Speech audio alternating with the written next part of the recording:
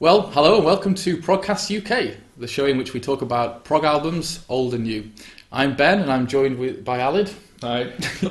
And today we're going to be talking about The Mountain by Haken.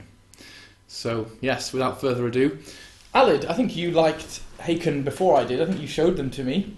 How does The Mountain hold up? Yeah, I've enjoyed Haken since their first album. Not wanting to be hipster about things, but... What year was that? What year was that? Oh, God. You thought I could have prepared for this. I've got sheets of notes and I'm not... I think it was 2010, I'm going to say. It was something like that, yeah. They've not been around that long. I'll tell you when it was, yeah. 2010 sounds about right. They've had 3 albums now, and this is the 3rd, and for my money, the best. Easily the best. Mm-hmm.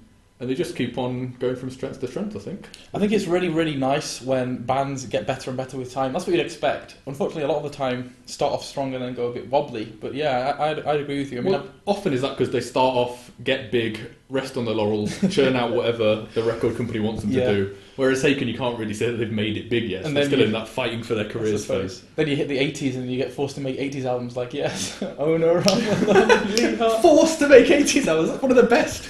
Yeah, okay, if you say so. Okay, it's not their worst. But I'm a fan of that kind of 80s sound anyway. And you are too. And you are as well. You know who you are. Pointing at the camera. So Haken, if you've not heard of them, they're a British prog band. And very accomplished for guys of such young age. I mean, I don't know exactly how old they are, but they look about our age. Like. Well, they don't look, They're they look about my age. I mean, a bit younger than you. Thank you. What a tiring week, okay? So tiring, I've shed all my hair. Yeah, I mean, no, you're right. They don't look like Jethro Tull, who looked about 50 back in the 80s. Yeah. Maybe it's just that. Maybe I'm just assuming whenever I hear actually good prog, that it's going to be some like wizened old man. I don't know. That's the thing. It's like Madison Square Concert by Jethro Tull. I'm pretty sure it was about 86 or something, and they looked like they were about 50, and they're still making music now. Maybe they just aged before their years, or maybe just it's the beard, isn't it? The impressive thing is that they've aged so little since then. You'd have thought it kind of caught up with them. Just look the same. Yeah, exactly. Yeah. Anyway, I think I would describe this as heavy eclectic prog, which I don't want to be one of those people that gets too focused on the... Is that an official genre or is that one you've made up? Well, no, I've kind of made it. I mean, eclectic prog would be the kind of taking a lot of influences, a lot of, kind of Gentle Giant, I guess, would be the quintessential eclectic prog. But you've got to say it does have heavy influences, metal influences. But I wouldn't want to call it progressive metal.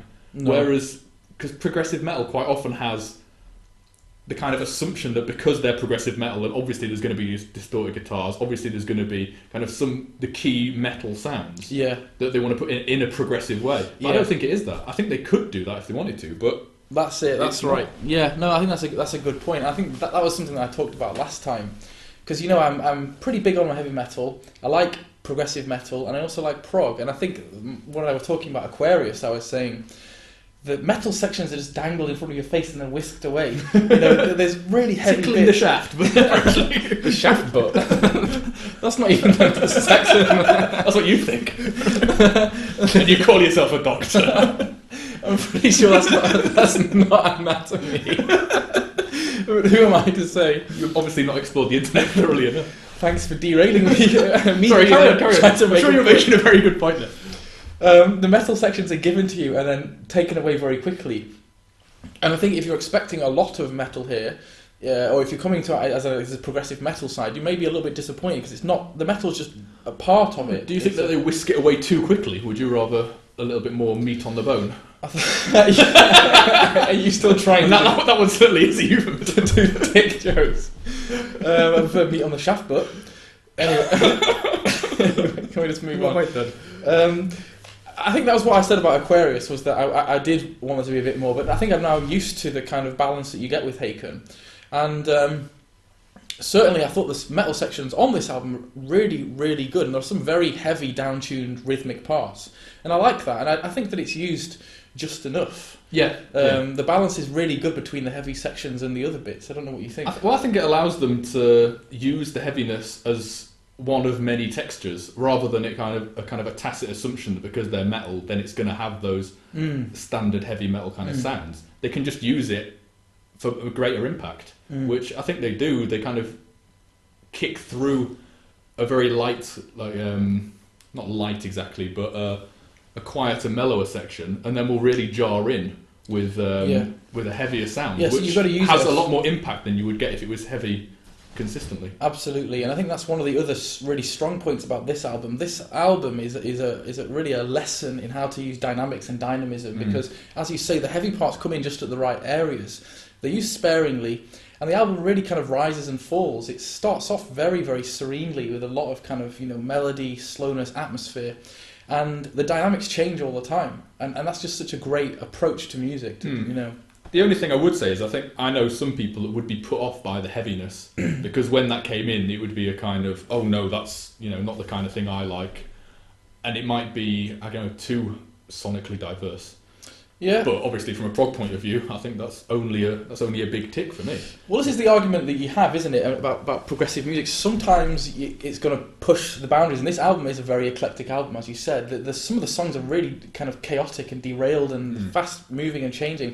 And it's interesting that you mentioned Gentle Giant before, because I would say that it does remind me of Gentle Giant in places, in that the pure creativity isn't hindered by, is this going to be weird, is it going to go in a strange section? It's just energy and ideas that are just thrown out there. And that reminds me of some of the old 70s Gentle Giant albums. Was it specifically Cockroach King reminding you of The Knot by Gentle Giant? That's a little bit too close to my I was like, that vocal melody just sounded really familiar to me. Well, Cockroach King is maybe the first song that I heard off the album, as you showed it to me, and that's probably one of the standout. If I was to say, here's what the album's like, I'd give them Cockroach King and as a taster. It does sound really, really Gentle Giant. And I think part of Cockroach King is that pure cheekiness in that trundling verse riff. Yeah. It's like, there's so much confidence in it. Yeah, and that reminds me of Gentle Giant. It's like, that's not rock and roll, it's just odd. Yeah. It sounds like a fairground ride that's, been run down or something. And I love that, because it's like, that's really far away from that metally aggressiveness, because it's ridiculous, isn't it? But it's that kind of cockiness, cocksuredness that you Stop it.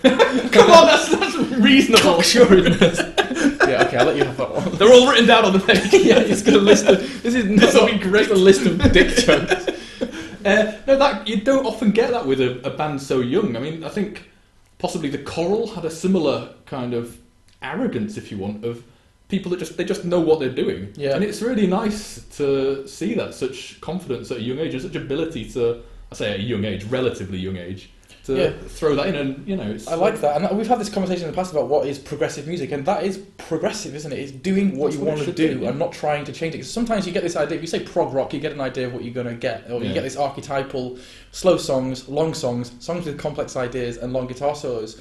And I think actually sometimes prog has got stuck in that paradigm. Yeah. And this album really reinstated my interest in prog, because it truly is progressive. It's raw, it's different, it's chaotic. Yeah, and it is what it is, and it feels that it is what it is. That's a meaningless thing to say. Not this again. They do what they do for what they do. Great. Back to the old days of the broadcast. If you've not seen that one, that's a classic. It's 2 years old now. What I was saying though is that they do what they do for the good of the album rather than anything else, rather than because this is how it should be or this is what it should sound like. Would you say that can hamper the accessibility of this album for new listeners, or accessibility?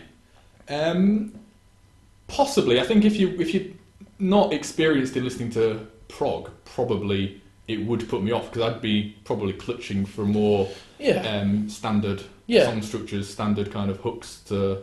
I think what I'd say about this is it's not easy listening, but it really rewards you for trying. So you give it 2 or 3 listens, you'll get there. And the thing that I really liked was, amongst all the chaos, there are actually vocal themes, melodies and guitar licks that recur. Yeah. So halfway through and towards the end, you get this melody that comes back from the start, and that's something to latch onto. And there are those bits. I'm always unsure about that, though. That seems a bit cheeky to my mind. It's a bit... Well, I wanted, 10 separate songs, and what you've given me is recycled material that you've... True, but it comes back in slightly different ways, and it does kind of make that theme weave through the album. I liked it. I think it gives you some stability amongst the chaos. I think this is the argument. It's easy to fall into that trap, but if it's done well, you can show a similar riff, but with a totally different feel to it.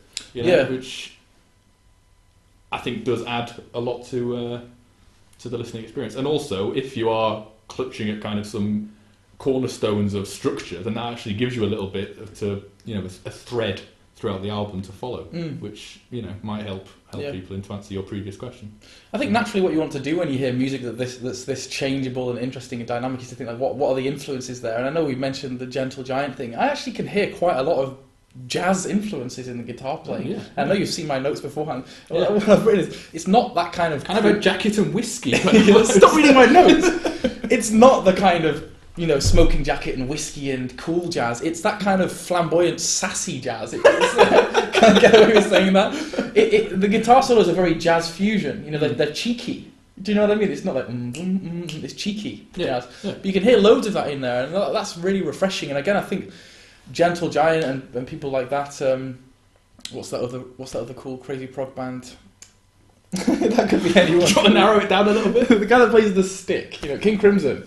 Yeah, old bands where what are you going to say? No, nothing. Where jazz influences were there, and I think this is similar, but different type of jazziness. Well, speaking of influences, I think it's reasonable for us to take a bit of credit here, because it seems what they have done. If people have listened to the previous progcast, no one has. Okay, well, obviously Haken have, seeing as basically our criticisms of that album, which were quite minor. I mean, generally, I think it was a glowing report. But our criticisms of that album seem to have been addressed. Namely, that the instrumental parts are brilliant, always have been. They've obviously got great ideas about what they're doing and the ability to pull it off really well. Yeah. But the problem was the kind of slow vocal sections, which all became a bit samey, and I felt I was kind of sitting through it to get to come on at 3 minutes. That's when it really kicks off. Yeah. And they've really addressed that. I mean, as we've discussed already with Cockroach King. But also the kind of because it's there, which is almost a kind of Gregorian chant opening. That I really enjoyed that. Yeah, it becomes a barbershop kind of quartet sound. It's just really interesting and totally different to anything else on the album. And so it seems like they've listened to our criticism and really addressed that, which is nice, and it's addressed probably the only area of weakness that I have. So it's the perfect album. Well, no, I hate to be fanboy about it, but that's an inescapable conclusion. I completely agree with what you're saying, and I think sometimes when you do progressive music, the temptation can be that you slip the vocals into the slightly more steady, less chaotic sections. Yeah, let's simmer it down and get some steady rhythm. Yeah, what I liked about this was that actually the vocals fit in part and parcel with the crazy chaos, and he's singing over some really syncopated odd bits. And the vocals are just as zany as the guitar parts, and that's really impressive. Yeah. It's not like they've had to be, here's the verse, let's get some chords, some singing. You say often that happens. Is that a problem with songwriting or vocalist ability, that you need to kind of tone it down in order right now? Well, I mean, this is a studio album that's fantastic to listen to. I wonder how they pull this off live, because it's complex stuff, isn't it? It's not simple. He must have to be on his toes all the time when he's singing this. Yeah. But even as a studio album, I think it's fantastic. I think it really is so creative vocally. And that Gregorian chant thing stood out for me as well, which is like, an example of it's a cappella, isn't it? Yeah. And it's just like, this is how good they can actually sing when they do it. The harmonies, it did sound a little bit auto-tuned to me, which I wondered about. Maybe they just got some vocal effects on there. The thing is, though, I disagree with, I think, a lot of people about this, that I think auto-tune used as an instrument in its own right is perfectly because you still have to hear the harmony and make the auto-tune do it. Yeah. I mean, it's maybe not a kind of impressive vocal ability, but in terms of songwriting and, listening, I don't have any problem with that at all. I did think of some parallels with Porcupine Tree. Porcupine Tree are another kind of prog band that have some heavier sections, and they do have some down-tuned guitars and stuff. Yeah. And they kind of have clean vocals, maybe over slightly less imaginative riffs. But what I would have liked here was maybe sometimes a bit of growling. I don't know. The heavy sections are really heavy, and the vocals, you say that about everything. You say could do with a bit of gravelly growling here. That's always the vocals are all clean, and Porcupine Tree's like that too. And as I was saying about Porcupine Tree, I really like that band. They've got good metal sections, but the vocals are a little bit too clean, and they put them in slightly less imaginative places. I would sometimes like to hear vocals that match the heaviness and have maybe a bit of growling. Now, I don't know if that would take away from the beauty of the lyrics here. But all clean vocals is well, Haken did do that on Aquarius. There were some growling sections like that, and I thought, I'm not convinced. But then it comes down to just personal preference. I'm not a fan of that, whereas I think you probably are more of a fan of that kind of thing. It's personal taste, isn't it? Yeah. And, that's a very minor nitpick. I must admit, I wasn't listening to it thinking, what this needs? This needs a bit of... George Corpse Grinder Fisher just there laid over the I top. knew you'd have to get George Corpse Grinder Fisher into this. Nothing wrong with it. For fuck's sake. We're going to have a George Corpse Grinder Fisher special, I think, next week. Yeah, why not? The most progressive of all. Well, complex songs about murder, you know, I guess it's basically a whole concept album. All the albums are concept albums about having a massive neck. I don't think they've ever addressed that issue specifically through their song lyrics, though. Yeah, it's implied. All the murder is an implied metaphor for neck. Right, okay.